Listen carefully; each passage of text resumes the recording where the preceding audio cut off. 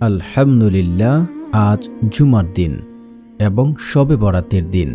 এদিন রাত্রে ঘরে লাইট বন্ধ করে যদি কেউ এই দোয়াটি ২১ বার পড়ে, আল্লাহ রব্বুল আলামিন তাকে এত টাকা পয়সা, এত ধন সম্পদ দেবেন যা আগে কাউকে দেননি। এটা আল্লাহর ওয়াদা। আর আল্লাহর কসম করে আমি বলছি, যদি আপনার নিয়ম মেনে আমল করতে পারেন, আপনার যদি কোটি টাকার ঋণও থাকে, আপনার যদি সমুদ্র পরিমাণ গুনাহ হয়ে থাকে, আল্লাহ রব্বুল আলামিন আপনার সেই ঋণ, সেই গুনাহ মাফ করে দেবেন। শুধু তাই নয়, আপনাকে এত ধন সম্পদ, এত টাকা পয়সা দেবে যা আপনি রাখার জন্য জায়গা পাবে না। এক সময় যার কোনো কিছুই ছিল না, তার বাবা তার সাথে কথা বলতো না, তার সন্তানরা তার সাথে কথা বলতো না, সে কোটিপতি। আজকের আমলটি তার থেকে নেওয়া। যদি আপনারা নিয়মটা মেনে আমল করতে পারেন, আল্লাহ রব্বুল আলামিন আপনাদের এত ধন সম্পদ দেবে, আপনাদের ঋণ দূর করবেন এবং মনের যে কোনো আশা পূর্ণ করবে। শুধু আপনাদেরকে নিয়মটি ফলো করে আপনারা আমল করতে হবে। তাই বলছি, না টেনে সম্পূর্ণ ভিডিও দেখার অনুরোধ রইল। যারা এখনও চ্যানেলটি সাবস্ক্রাইব করেননি, প্লিজ চ্যানেলটি সাবস্ক্রাইব করে দিয়ে পাশে থাকবেন। দোয়ায় আপনার ভাগ্য পরিবর্তন করতে পারে।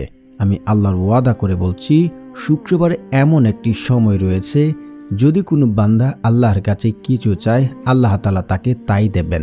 এটা আল্লাহর ওয়াদা। আল্লাহ বলেন, কার কি প্রয়োজন আমি তাকে তা দেব। আপনার টাকার প্রয়োজন, ঋণের পরিমাণ বৃদ্ধি হচ্ছে, ঋণ পরিশোধ করতে পারছেন না, বিয়ে হচ্ছে না, সন্তান হচ্ছে না, স্বামী স্ত্রীর মিল মহাব্বত কমে গেছে, আপনি কি অসুস্থতা, যা আপনি সুস্থতা প্রয়োজন, আল্লাহ আপনাকে তাই দেবেন যদি আপনি যা চান, ইনশাআল্লাহ। এটা আল্লাহর ওয়াদা। আল্লাহ তাআলা কখনো তার ওয়াদা বরখেলাফ করেন না। এটা আল্লাহ রব্বুল আলামিনের একটি গুণ। তো আপনার সঠিকভাবে চাইতে হবে। আপনার যা প্রয়োজন, টাকা পয়সা, ধন দৌলত যা লাগবে, আপনি আল্লাহর কাছে চাইবেন, এদিন ইনশাআল্লাহ তা পাবেন। কারণ আল্লাহ রব্বুল আলামিন এদিন নিম্ন আকাশে নেমে এসে মানুষকে ডাকতে ডাকে যে কার কি লাগবে, কার কি প্রয়োজন। আর যেহেতু শবে বরাত, আল্লাহ রব্বুল আলামিন সন্ধ্যা থেকে ফজর পর্যন্ত এভাবে ডাকতে থাকে। আল্লাহ কখনো তার ওয়াদা বরখেলাপ করেন না। আল্লাহ রাসূল সাল্লাল্লাহু আলাইহি ওয়াসাল্লাম ইরশাদ করেন, দুআই ইবাদত। আল্লাহ তাআলা বলেন, তোমাদের প্রতিপালক বলেছেন, আমাকে ডাকো, আমি তোমাদের ডাকে সাড়া দেব। নিশ্চয়ই অহংকার বশে যারা আমার ইবাদত থেকে মুখ ফিরিয়ে নেয়, তারা লাঞ্ছিত হয়ে জাহান্নামে প্রবেশ করবে। সূরা মুমিন আয়াত নাম্বার ৬০। তিরমিজি শরীফের হাদিস, হাদিস নাম্বার 2959। আবু দাউদের হাদিস 1479 নম্বর হাদিস। ইবনে মাজাহ হাদিস নাম্বার 3828 নম্বর হাদিস। আল্লাহ তাআলা নিজে বলছেন যে আমাকে ডাকো, আমি তোমাদের ডাকে সাড়া দেব। রাসূল সাল্লাল্লাহু আলাইহি ওয়াসাল্লাম আরও বলেন, একদিন জুমার দিনের আলোচনা করলেন। তিনি বললেন, ওই দিন এমন একটা সময় আছে যখন কোনো মুসলমান নামাজরত অবস্থায় আল্লাহর নিকট যা চাইবে, আল্লাহ তাকে অবশ্যই তা দেবেন। আবু হুরায়রা রাদিয়াল্লাহু আনহু বললেন, এরপর রাসূল সাল্লাল্লাহু আলাইহি ওয়াসাল্লাম হাত দিয়ে ইশারা করলেন। ওই মুহূর্তটা অতি অল্প সময়। বুখারী শরীফের হাদিস, হাদিস নাম্বার 935 নম্বর হাদিস। মুসলিম শরীফের হাদিস 852 নম্বর হাদিস। জুমার দিনে 12 ঘন্টার মধ্যে এমন একটি মুহূর্ত রয়েছে, যদি কোনো মুসলমান ওই সময় আল্লাহ তাআলার কাছে কোনো কিছু প্রার্থনা করে, তাহলে তার মহান সর্বশক্তিমান আল্লাহ তাআলা তাকে, আপনার টাকার প্রয়োজন, বিয়ে হচ্ছে না, সন্তানের চাকরি হচ্ছে না, যা কিছু লাগবে আপনি শুধু আল্লাহ তাআলার কাছে বলবেন। কারণ লাইলাতুল নিসফে মিন শাবান মাসের মধ্য রজনী এবং আজকে জুমার দিন, এটি অত্যন্ত গুরুত্বপূর্ণ। অনেকে বলে যে লাইলাতুল নিসফে মিন শাবান রাতে মানুষের ভাগ্য গণনা করা হয়, এই এক বছরে কি খাবে, কার মৃত্যু হবে, কে জন্ম নেবে, এগুলো অনেক কিছু। আপনি ওই রাতে আল্লাহ রাব্বুল আলামিন আপনাকে ডাকবে, আপনার কি লাগবে, আপনার কি অভাবে আছেন, শুধু আপনাকে সঠিকভাবে, সঠিক নিয়মে চাইলে আল্লাহ আপনাকে দেবে। এটা আল্লাহর ওয়াদা, এটা আল্লাহর ওয়াদা। আল্লাহর ওয়াদা কখনোই বরখেলাপ হয় না। আপনি দোয়া করেছেন, 100% আপনার দোয়া কবুল হয়। দোয়া করলে 3টা থেকে যে কোনো একটা হবেই হবে। আপনি দোয়া করেছেন, যা চাচ্ছেন, টাকা চাচ্ছেন, ধন সম্পদ চাচ্ছেন, বিয়ে হচ্ছে না, বিয়ে করতে চাচ্ছেন, আপনি অসুস্থতা, সুস্থতা চাচ্ছেন, গুনাহ করেছেন, ক্ষমা চাচ্ছেন, যা চাইবেন আল্লাহ হুবহুব তা দিয়ে দেবেন। হতে পারে আপনি এটাকে না দিলে আপনি আপনার জন্য সেটা আখিরাতের জন্য আল্লাহ রাব্বুল আলামিন রেখে দেন। এটাও যদি না হয়, তাহলে আপনাকে বুঝতে হবে যে আপনার জীবনের বড় কোনো বিপদ আসতো, অসুস্থতা আসতো, আপনার স্ত্রী অসুস্থতা হতো, আপনার সন্তান অসুস্থতা হতো, আপনি অ্যাক্সিডেন্ট হতে পারতেন, এ সকল বিপদ আপদ থেকে আল্লাহ রাব্বুল আলামিন এই দোয়ার মাধ্যমে বাঁচিয়ে রাখেন। তো অবশ্যই দোয়া করলে দোয়া কখনোই বিফলে যায় না, দোয়া আল্লাহ কবুল করে থাকেন। তো দোয়া কবুলের জন্য আপনাকে কিছু শর্ত মানতে হবে, তা হচ্ছে পিতামাতার অবাধ্য হওয়া যাবে না, পিতামাতার অবাধ্য সন্তানের দোয়া কবুল করা হয় না, এবং 5 ওয়াক্ত নামাজ আদায় করতে হবে। কোনো ব্যক্তি 5 ওয়াক্ত নামাজ আদায় করলে আল্লাহ রাব্বুল আলামিন ওই ব্যক্তির অভাব অনটন দূর করেন এবং তার রিজিকের ব্যবস্থা করে দেন। তারপর আপনাকে অবশ্যই হালাল খাবার ভক্ষণ করতে হবে। হারাম দ্বারা গঠিত শরীর জান্নাতে প্রবেশ করে না, কারণ আল্লাহ পবিত্র, তিনি পবিত্রতা পছন্দ করেন। তো এগুলো মেনে আপনি আমলটি কিভাবে করবেন, এগুলো মেনেছেন, এখন আমলটি কিভাবে করবেন।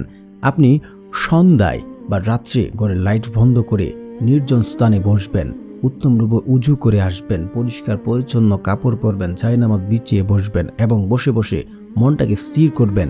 এই মন থেকে যদি আপনি 100% গ্যারান্টি নিতে পারেন যে আমি আমল করছি, আল্লাহ আমার মনের আশা পূর্ণ করবে, যা চাচ্ছি তা পাবেন। আমি দেখুন বলছি, আপনি যদি নিজ থেকে কনফার্ম হতে পারেন যে আল্লাহ আপনাকে দেবে, আপনি আমল দ্বারা ফলাফল পাবেন, আমি আল্লাহর কসম করে বলছি, আল্লাহর কসম করে বলছি, আপনি তা পাবেন, আপনি যা চান, যদি নিজ থেকে বিশ্বাস এবং কনফার্ম হতে পারেন। তো এ তো গেল। তারপর আপনারা নির্জনে বসে আপনারা 100 বার ইস্তেগফার পড়বেন। আস্তাগফিরুল্লাহ, আস্তাগফিরুল্লাহ, আস্তাগফিরুল্লাহ, আস্তাগফিরুল্লাহ, আস্তাগফিরুল্লাহ, এভাবে ইস্তেগফার পড়বেন। কোনো ব্যক্তি যদি ইস্তেগফার পড়ে, আল্লাহ রাব্বুল আলামিন ওই ব্যক্তির অভাব অনটন দূর করে দেন। শুধু তাই নয়, সে যদি কঠিন থেকে কঠিন বিপদও পড়ে যায়, মিথ্যা মামলায় ফেসে যায়, আল্লাহ রাব্বুল আলামিন ওই বিপদ আপদ থেকে তাকে উদ্ধার হওয়ার জন্য তিনি পথ দেখিয়ে দেন। শুধু তাই নয়, তাকে এমন সকল জায়গা থেকে, এমন সকল উৎস থেকে রিজিক দান করেন যা সে কোনোদিন চিন্তাও করেনি এবং সে কল্পনাও করেনি। অবশ্যই আপনারা ইস্তেগফার পড়বেন। তারপর আপনারা পড়বেন দুরূদ শরীফ, কারণ দুরূদবিহীন দোয়া কখনোই কবুল করা হয় না, সেটা আসমানে গিয়ে ঝুলন্ত অবস্থায় থাকে। তো যারা দুরূদে ইব্রাহিম পারেন না, আপনারা পড়তে পারেন সাল্লাল্লাহু আলাইহি ওয়াসাল্লাম, সাল্লাল্লাহু আলাইহি ওয়াসাল্লাম, সাল্লাল্লাহু আলাইহি ওয়াসাল্লাম। এভাবে আপনারা 3 বার দুরূদ শরীফ পড়ে নেবেন। তারপর আপনারা পড়বেন আয়াতুল কুরসি একবার। আল্লাহু লা ইলাহা ইল্লা হুয়াল হাইয়ুল কাইয়্যুম লা তাখুযুহু সিনাতু ওয়ালা নাওম লাহু মা ফিস সামাওয়াতি ওয়া মা ফিল আরদ মান জাল্লাযী ইয়াশফাউ ইনদাহু ইল্লা বিইজনিহি ইয়ালামু মা বাইনা আইদিহিম ওয়া মা খালফাহুম ওয়া লা ইউহিতুনা বিশাইইম মিন ইলমিহি ইল্লা বিমা ইয়াশা ওয়া ওয়াসি'a কুরসিয়ুস সামাওয়াতি ওয়াল আরদ ওয়া লা ইয়াউদু হিফযুহুমা ওয়া হুয়াল আলিয়্যুল আযীম। তারপর আপনারা এই দোয়াটি পড়বেন 3 বার। আল্লাহুম্মা কফিনি বিহালালিকা ওয়ান হারামিকা ওয়া আগনিনি বিফাদলিকা আম্মান সিওয়াক।